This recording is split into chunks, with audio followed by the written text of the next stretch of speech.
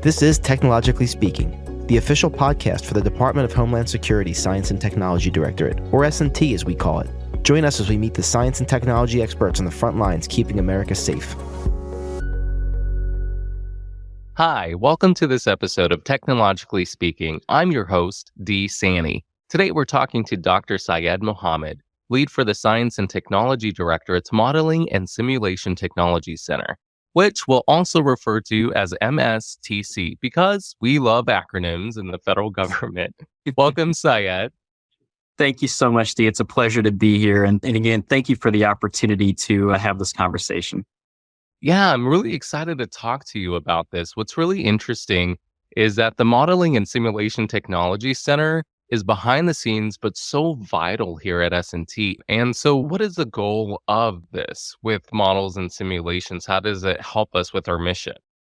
Think about mathematical models for queuing, for example, for lines. How do lines move? How do people move? If we look at transportation models, we can look at models of flooding. We can look at models of, how materials react to certain things and so forth. So in simulating and using those models to simulate a phenomenon, we're then able to understand from a security perspective, from a security lens, how do certain things react to a phenomenon, whether they're natural or human-created phenomena. That's so interesting. So it sets us up for when something really happens in the real world. We've done the modeling, the simulation, the exercises to try to get ahead of those threats or something like natural disasters, right?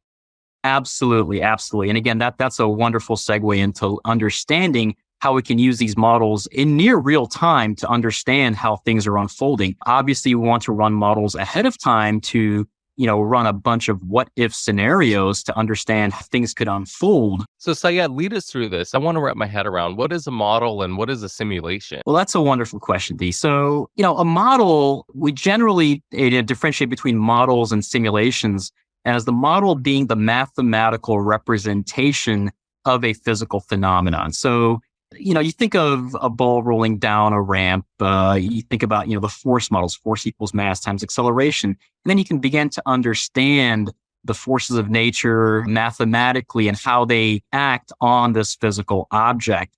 Now, a simulation is then using that mathematical model to then compute something, to then try to ascertain where, at what point in time, what forces are acting on the ball, how fast is it moving, what is the total force, et cetera, et cetera. And again, I don't mean to get too mathematical with this, but think of a simulation as an application of the model, an application of all the mathematics behind those models to really understand and gain information from those phenomena.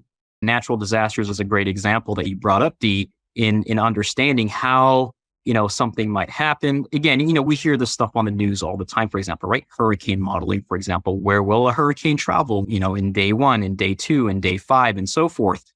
Changing in weather patterns, changing in patterns of traffic flow, for example. Oh yeah, I see what you mean. We, as ordinary citizens, we use this stuff on a day-to-day basis. If you use, whatever your favorite map app is on your phone, it has models of traffic built into it. It gets fed in real time. And you're able to understand what will be the best route to take on any given day. And you can, in some of these applications, you can backdate that to whenever you would have traveled, or forward date it to in the future when you want to arrive at a certain location. It uses those models that it has of traffic flows to understand what the traffic pattern in that area might be, so it can give you an appropriate, range of times to depart and at what time you would arrive. So again, models are everywhere and simulations are absolutely everywhere.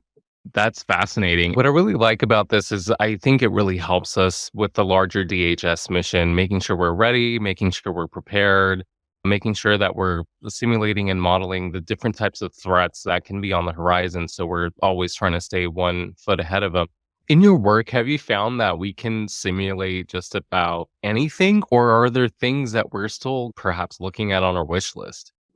Models can get quite complex quite fast, and it's an age-old problem of looking at what level of fidelity of a model is appropriate. When you say fidelity of a model, what do you mean by that? So fidelity, Dee, is the accuracy or the exactness which that model replicates the phenomenon that it is modeling. For certain things, a lower fidelity might be acceptable. And a quote unquote model is quote unquote good enough when it provides an appropriate enough approximation of whatever phenomenon it is we are studying. And, there are opportunities where we could model something so perfectly that, we spend a lot of our time and a lot of our resources modeling a relatively basic phenomenon, whereas a relatively simple model would have done the job just fine. Understanding the fidelity of models is extremely important, and knowing when a model is of significant fidelity to meet the purposes for which we're utilizing it is extremely important as well. So the expertise we bring to the table is knowing when a model is good enough for the work that we are employing it for. Are there any specific modeling applications that we've emanated at DHS that you can speak to just to provide some real world examples on what we've dealt with? Absolutely, Dee. And that's a wonderful question is what are some concrete examples of models that have been utilized by DHS Science and Technology Directorate that have directly benefited the safety and security of the American people? If we recall an event in 2015, for example, the papal visit to the US. So when Pope Francis visited Washington, D.C., Philadelphia, New York in 2015, as you can imagine, that drew a lot of crowds. We're talking upwards of 50, 60, 70,000 people in various parts of the country, in various venues. And how do we even begin to understand how large crowds such as that would react in the event something bad were to happen, unfortunately? We are able to utilize advanced modeling and simulation capabilities to understand crowd modeling and crowd behavior to a point where we're able to then impact the security planning of these various events.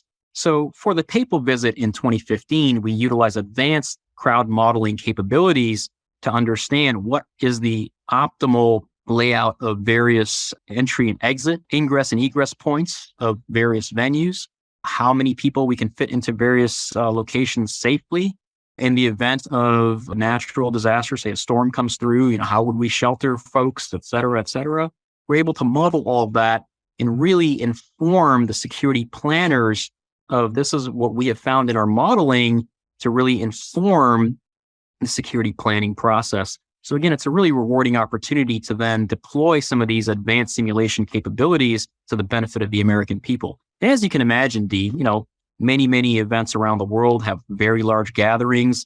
Luckily, over the years, we've seen a significant improvement globally of the management of large crowds. We look at various gatherings around the world. We look at whether it's entertainment, whether it's religious venues, whether it's sporting events, cultural events, et cetera. We are able to really see the permeation of this technology across the world in how planning is done. Are there any certain cutting edge technologies that you and your team are currently looking at? Absolutely, Dee. And this is a really exciting time to be in this field. We look at immersive visualization technologies. We look at displays that are significantly increasing in their fidelity. We look at, sound capabilities. We look at environments that we can create that are more or less realistic. Ultimately, humans are experiential learners, right? So if you can put a human in an environment, you look at our DHS workforce, you look at the whole range of workforces, whether it's our first responders, whether it's law enforcement community, whether it's our Coast Guard personnel, or the whole gamut of DHS employees and our operators, how do we put them in these experiences and train them in these experiences to really get them thinking of how they would handle various situations and being able to then use these advanced technologies to better our training, to better our understanding of scenarios, being able to put on a fairly lightweight headset that does not interfere with your movement and really puts you in that immersive space. Yeah, speaking of immersive visualization, why is this so important to us? And are we harnessing things that are rapidly advancing like AI to move this forward? Absolutely. If we rewind the clock, say 20, 30, even 40 years, our interface with the computer has drastically changed over the last several decades. Initially, it was primarily just keyboard and reading text on the screen. Then as graphics evolved, we were able to look at better and better fidelity graphics. So again, humans being experiential learners, how do we minimize that interface? How do we make that interface between the human and the computer frictionless, where we are not having to go through this bottleneck of having to type commands in? How can we just have the computer recognize what it is we want it to do? And then on the receiving side of it, as the human receives information, as technologies in visualization, as technologies in sound have improved, as haptics technologies, where you have sensory feedback, you have things that buzz, things that can provide you that haptic tactile feedback. You use the word haptic. Can you just define what that is for our audience? Haptic technologies are technologies that stimulate the senses, the sense of touch specifically in motion. So if you have, for example, a device that buzzes when it needs to send you a signal, for example, then that draws your attention using the sense of touch, the sense of, similarly, we've seen this deployed in the automotive industry over the last several decades. If you turn your signal left and there's a car on your blind spot, there's a little buzz in your seat or there's a buzz on your steering wheel. Those are all haptic devices that are being used to give you additional sensory awareness of the environment that you're in. So if we completely eliminate that bottleneck, minimize that bottleneck, how can we interface with the computer so fast where we are effectively in the computer's world? That's super fascinating to learn about. I want to focus on models. As you're building models to put them through simulations, it's something we're creating, right? So can we say models are perfect, or are they often imperfect? And then if they are, how do we rely on them? No models are perfect. There are no perfect models. And if anyone tells you otherwise, let's have a conversation. So again, it's about understanding the appropriate fidelity of models. What models are good enough? And that's really where the operator's expertise comes in as well. Our subject matter experts in DHS are ultimately our operators, the folks that are doing the business of DHS on a day-to-day basis. They provide the operator input as the subject matter experts of our mission space.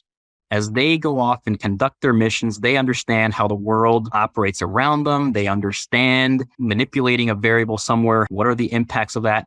We're able to use all of that expertise from our operator community and pair that with the mathematical modeling, with the technical expertise that, a team like Modeling and Simulation Technology Center can provide to really build models that are of sufficient fidelity and represent the reality of the situations. It would be a fool's errand to try to put a number to how accurate any specific model is. But can we have a model that is good enough? Absolutely, depending on what the phenomenon that it is we're trying to model, that we're trying to simulate. There's a whole detailed technical field called VNA, verification, validation, and accreditation. And there are folks in the department that are working on the VNA of various capabilities. Again, looking at, verifying a model, validating a model, and then accrediting it for use in a specific use case. Got it. So you established the modeling and simulation community of interest. Can you talk a little bit about this? Ultimately, it's about increasing dialogue across our subject matter experts in the department and, for the benefit of our operators. So how do we bring together technical subject matter experts from different component partners? How do we bring together technical SMEs from different federal agencies and really have the technical dialogue in the M&S space? So we grew this M&S community of interest, the ModSim COI, over the last several years. And today, as of early 2023, we have roughly north of 200 subject matter experts from across all of the components in DHS represented on the COI. And it's a wonderful opportunity to expand our technical dialogue. Again, us within the MSTC serving as the facilitators of the COI are able to see the technical dialogue from across the Homeland Security enterprise. As that dialogue then spins off and they're able to learn from each other, they're able to use each other's technologies and ultimately understand what we within the community are doing with our various problem spaces. Again, that has significant payoff. And ultimately, it reduces our risk and our cost of applying these technologies as we start information sharing across the department, enabling that information sharing, enabling that collaboration, and at the same time, furthering the technical dialogue and finding new discoveries and new capabilities that we can bring to the table for the benefit of the Homeland Security enterprise. So there's a word we hear a lot, and we keep hearing a lot more of it, metaverse. What is it? Metaverse is an exciting field to be in. Think of it as the complete digital picture of your individual being. It's a different way of accessing your digital footprint. It's always been around, right? So we all have digital fingerprints, whether it's in 3D games, whether it's in games from the 80s and 90s, how we interacted with the digital world. But think about how we access these. In the early 2000s, we had social media take off, chat functions, we have economic functions, financial transactions, et cetera, et cetera. And we've all accessed this stuff through a keyboard and usually a desktop screen or now a laptop screen and more recently through our individual devices, depending on what kind of phone you have or tablet. But how do we, again, look at all of our digital being through a frictionless interface? Can we, quote unquote, be immersed in the space?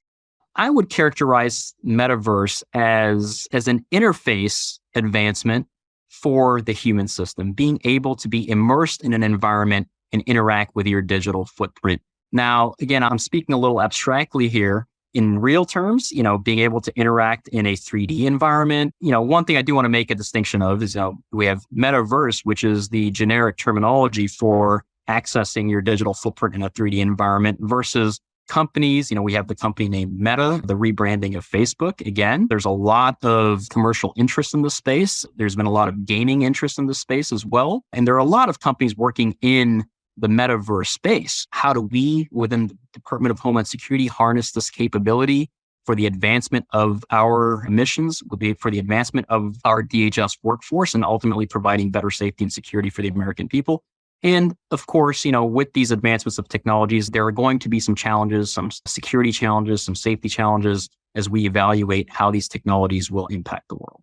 I'm so glad you made the distinction between what is the metaverse in terms of universal means versus just what certain companies like Facebook are doing with it and how they're rebranding themselves. And also just how do we fit in as DHS S&T with this whole gamut of things. In your opinion, what do you think personally is the coolest thing about metaverse for you?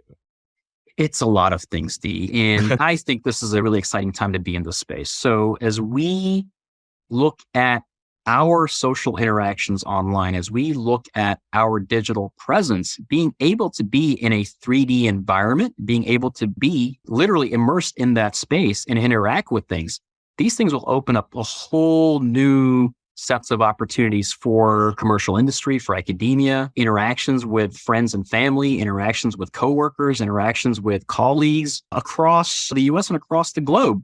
What do you think are some dangers about the metaverse? Every time there's some new technology, some new sort of thing that will take us into this new digital era, there's always a little bit of anxiety and hesitation. From your perspective, being a professional in your field, what are some things you'd like to maybe flag as red flags?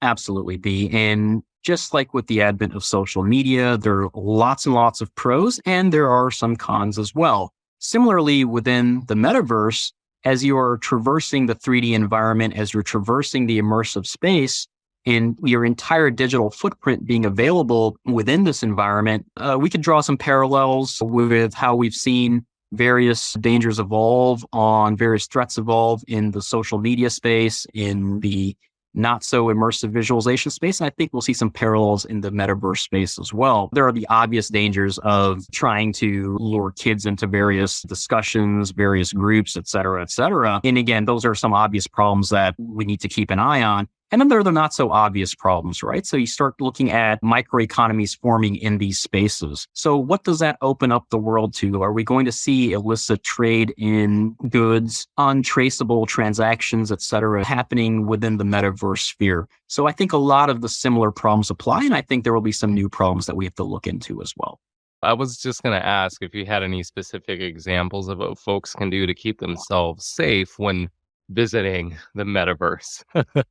So Dee, I think some of the common sense rules would still apply, maintaining your privacy, just like you would in social media, maintaining your privacy in the metaverse, knowing who you're interacting with, and being able to understand how these technologies could potentially be manipulated is extremely important. And again, as a public service announcement to parents, and again, I have two relatively young kids who are using online games and, accessing metaverse-like technologies through immersive visualization gear.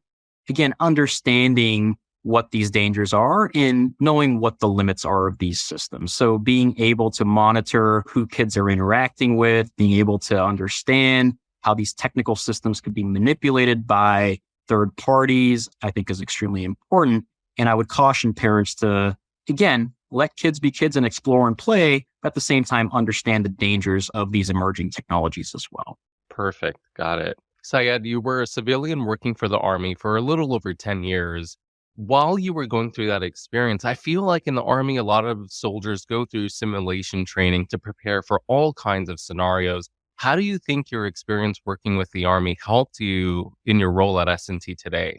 I think it was an extremely rewarding opportunity working as a civilian for the Department of the Army for nearly 13 years in various positions of different responsibilities. In the Army, we had a phrase that went, everything but war is simulation. It's really building up to what you hopefully never have to do. It's about understanding the mission space. It's about understanding how do you train for a mission? How do you provide the best training capabilities to our warfighters before they go into harm's way, and really equipping them with the latest and greatest training capabilities so that they're most effective on the job. After working with the Army, how did you end up working at S&T? It's been an interesting transition, Dee. After 13 years of working for Department of the Army, I looked across the federal space looking at, where else can we apply modeling and simulation technologies? And there was an interesting opportunity here at DHS Science and Technology Directorate for a position to help establish the modeling and simulation discipline within S&T. You've authored or co-authored more than about 25 technical publications. Is there one that really stands out to you that you feel like really has helped you advance your work today? I would be remiss to say that this has been a singular effort. It's really been a collaborative effort across a whole gamut of different collaborators that we work with, the folks that I've worked with over my career, and really had the opportunity and the privilege to have worked with technical subject matter experts in various fields. So yeah, let's talk a little bit about your team. It takes a village to get this work out the front door. How do you all work together as a group to carry out this mission? Dee, I've been blessed to have a wonderful team supporting us here at the Modeling and Simulation Technology Center. We have some federal staff. Mr. Lee Yu, who also has significant Department of Defense experience, has been with us for several years now and helps us administer the Modeling and Simulation Technology Center team. And we have our industry partners and our interagency partners with various government agencies, whether it's the General Services Administration, our DoD partners, and other agency partners, as well as our academic partners through various universities around the country. So it has been a team effort. It is absolutely a rewarding experience working with these dedicated professionals from around the country in supporting the DHS Science and Technology Directorate in establishing the Modeling and Simulation Technology Center and advancing this technology space. What did you want to be when you grew up? I obviously can't imagine it's exactly what you're doing now, but I'm curious to know if it was close or something completely opposite. So growing up, I did not know what modeling and simulation was, right? Early on, I knew I wanted to do something, on the engineering side, but it was never, hey, modeling and simulation. Who would have thought? Growing up, I always had affinity towards, breaking things and rebuilding things. Again, a lot of credit goes to my parents and my family, my extended family for supporting that imagination and the support that they all provided over the decades to get me to where I am today. Going through, again, like the 80s, being able to get involved in computers early on, being able to, play games, play video games, and ultimately utilizing computing technology for whatever it is that we do in school. One thing that I did want to ask you about, I hear one of your hobbies is working on cars, including an old Jeep you can't seem to part ways with. Unfortunately, I've had to part ways with that Jeep. It got a bit too old and a bit too rusted, so it was time for that thing to go, but I can tell that you approach things even like a hobby, like working on your old Jeep, in a way that you would probably approach your work. Because as you said earlier, almost everything we do has modeling and simulation aspects to it. Yeah. So when you enjoy what you do and work is fun, is it really work or is it just an extension of what you enjoy doing? Right. So again, the love for the field of simulation, but also the ability to be creative. The best is yet to come, looking at the future of where this stuff is headed with immersive technologies and frictionless interfaces between the human system and the computer. this is really an exciting time to be in this space, Dee. It really is. And as you're talking about what's on the horizon and where technology is going, in your personal capacity, you're also a visiting professor of public administration at Bowie State University, which is Maryland's oldest HBCU. I'm just curious to know how you work with your students on helping them understand the value of being our next generation of leaders in carrying out things like the DHS mission.